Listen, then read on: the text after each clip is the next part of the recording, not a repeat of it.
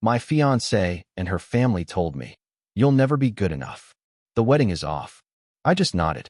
Then I called my father and canceled the $1 million contract his company had just awarded her dad's company to save their failing business. The next morning, they were frantically calling.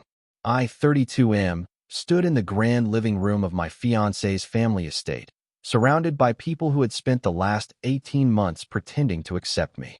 The chandeliers overhead cast shadows across their faces, and I could see the truth written in every disgusted glance, every forced smile.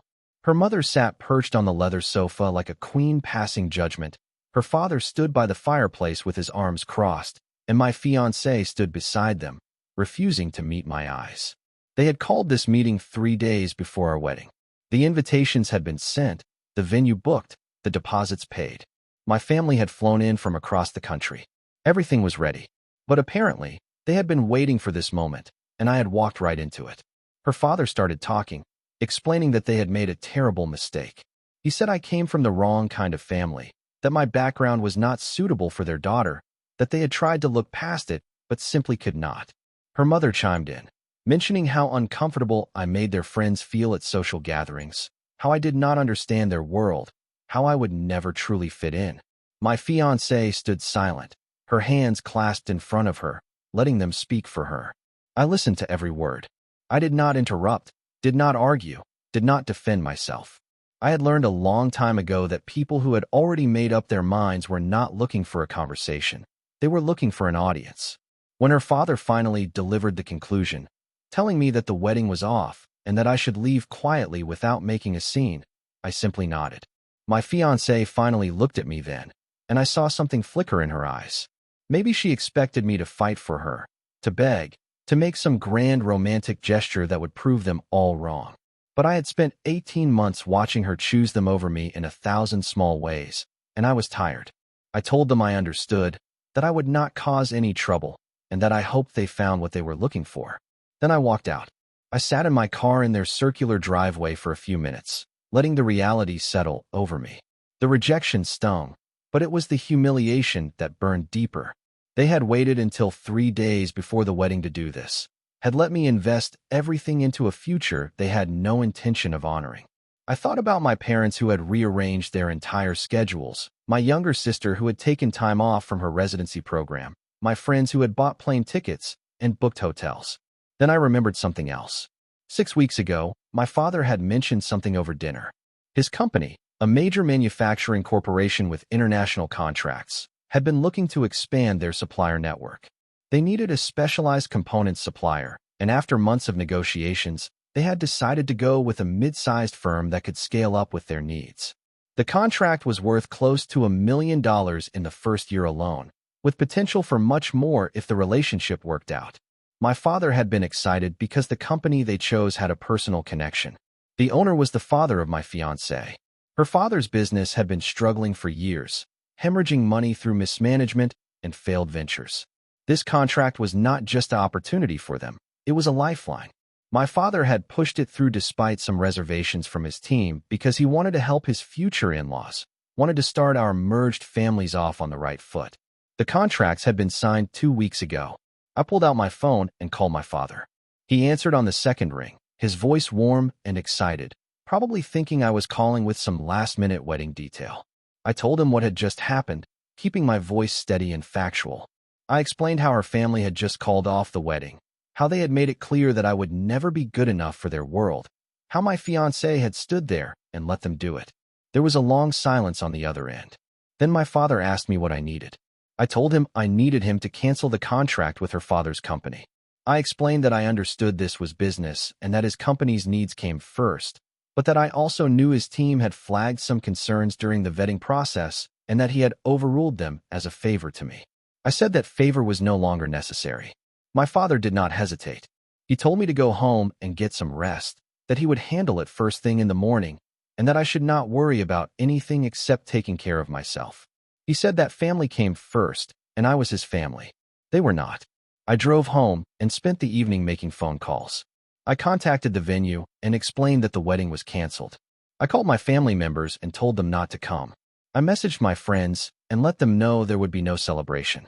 Every conversation was a small humiliation, another reminder of how spectacularly this had fallen apart, but I got through it. Around midnight, I finally sat down in my apartment and let myself feel it all. The anger, the hurt, the betrayal.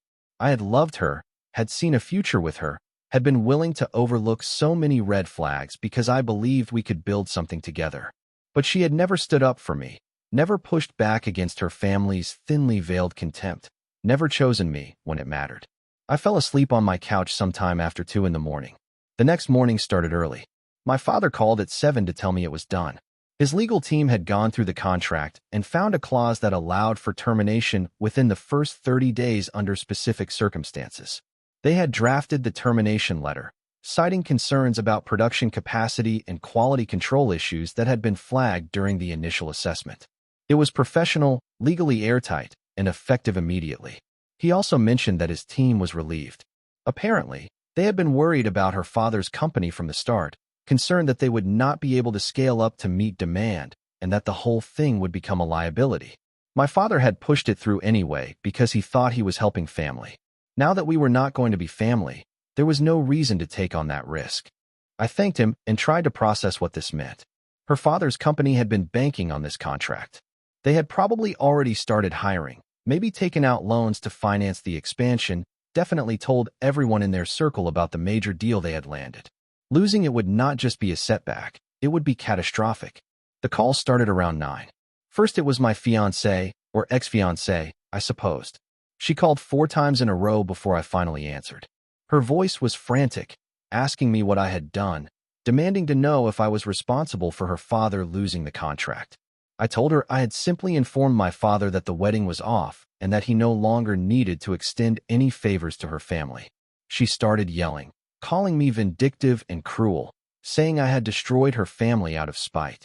I asked her if she remembered standing in her living room last night while her parents explained that I would never be good enough. I asked her if she recalled not saying a single word in my defense, not once in 18 months. I reminded her that she had made her choice, and now I was making mine. Then I hung up. Her mother called next.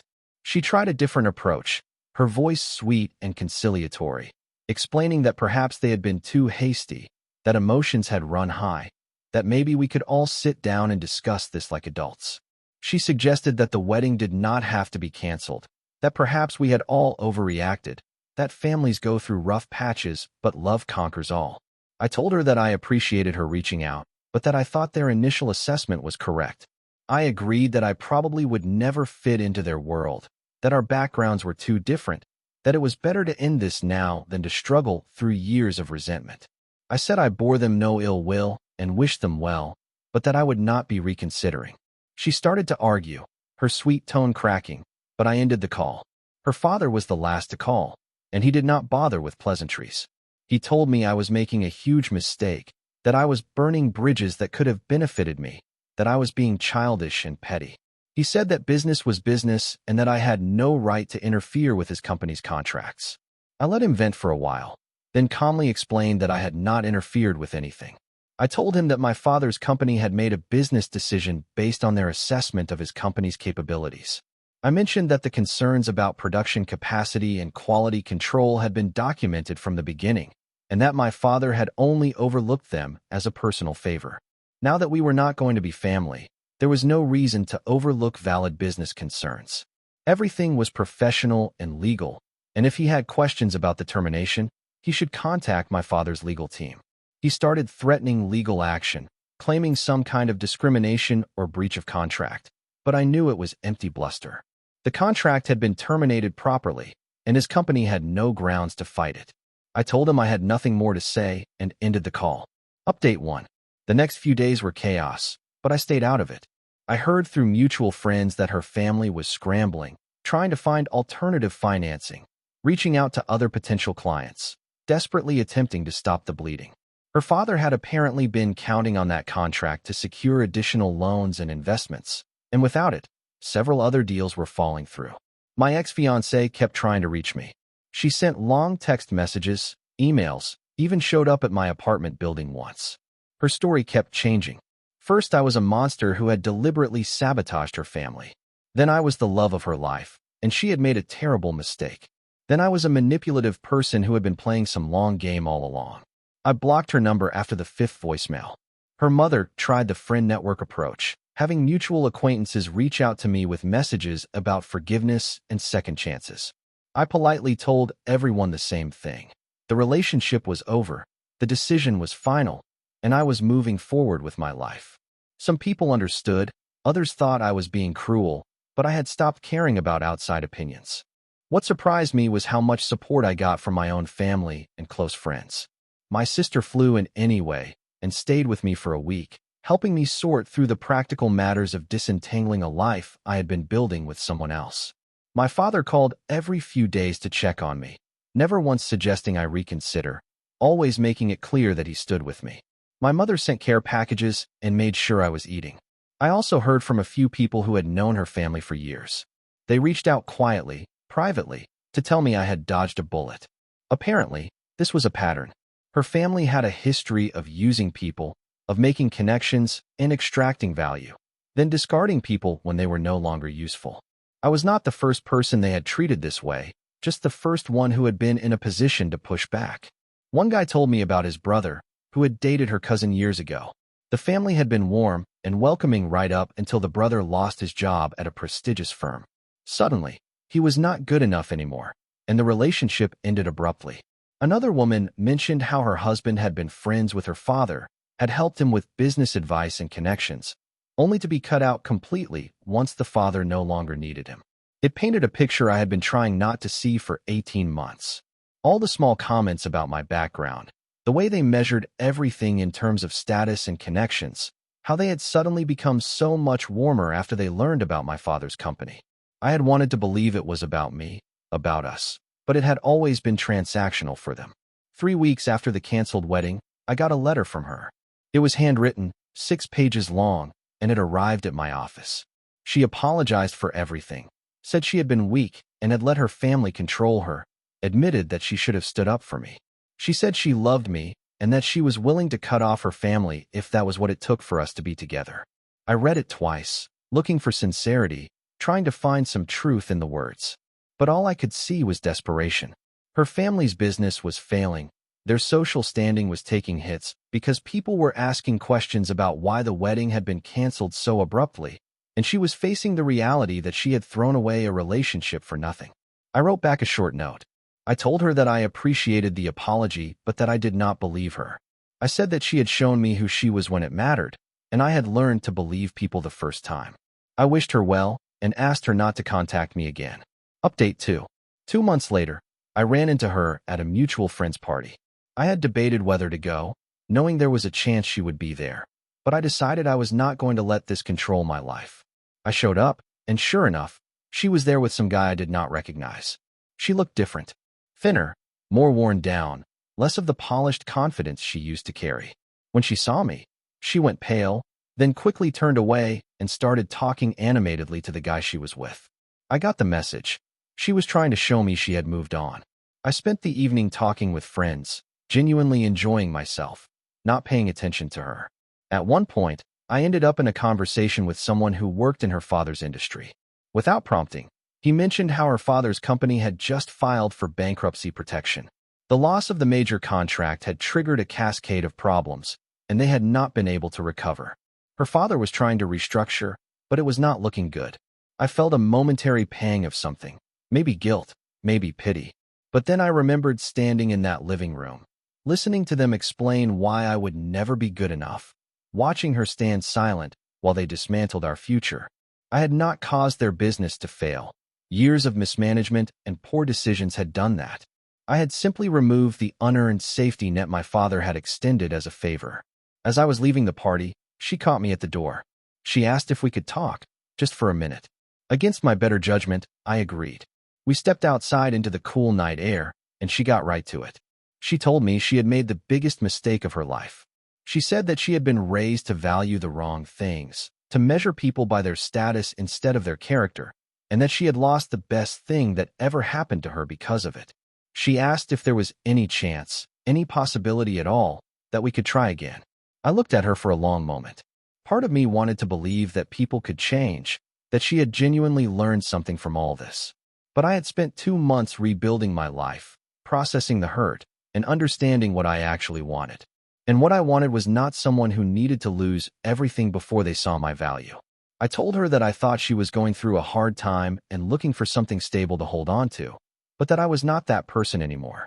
I said that I hoped she learned from this experience and that she found someone who her family would not make her choose against. But that person would not be me. I wished her well and left. Update 3. 6 months after the canceled wedding, I was doing well. I had thrown myself into my work, had reconnected with friends I had neglected during the relationship, and had started seeing a therapist to process everything that had happened. The therapist helped me understand patterns I had been ignoring, ways I had accommodated bad behavior because I wanted to believe in the relationship. I also started dating again, casually at first, nothing serious. It was refreshing to meet people without the weight of family expectations and social calculations. I went out with a teacher who loved hiking, had coffee with a lawyer who volunteered at animal shelters, spent an afternoon at a museum with a graphic designer who made me laugh. I was not looking for anything serious, just enjoying getting to know people as people, not as potential pieces in some family alliance puzzle. My father's company was doing great. They had found a different supplier for the components they needed, a smaller firm that was hungrier and more responsive. The relationship was working out better than the original plan would have, and my father mentioned more than once that the whole situation had turned out to be a blessing in disguise from a business perspective. I heard through the grapevine that my ex had moved back in with her parents. Their financial situation had not improved, and she had apparently left her job to help her father try to salvage what was left of the business. The guy she had been seeing at the party was long gone. Her mother had stopped trying to maintain their social calendar and had withdrawn from most of their usual circles. I did not take pleasure in their struggles, but I did not feel guilty about them either. They had made choices, just like I had made choices, and everyone was living with the consequences. The difference was that I had chosen self-respect and boundaries, while they had chosen status and control. One afternoon, I was having lunch with my sister when she asked me if I had any regrets. I thought about it for a while. Did I regret the 18 months I had invested in that relationship? Did I regret the pain and humiliation of that night in their living room? Did I regret the decision to have my father cancel the contract? I told her I regretted not seeing the signs earlier, not recognizing that I was in a relationship with someone who valued her family's approval more than our partnership. I regretted the time I wasted trying to win over people who had already decided I was not worthy.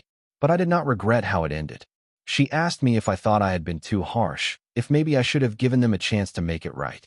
I reminded her that they had 18 months to make it right, 18 months to show me I mattered, 18 months to choose differently. They had waited until 3 days before the wedding to show me the truth, and that was not an accident. That was cruelty.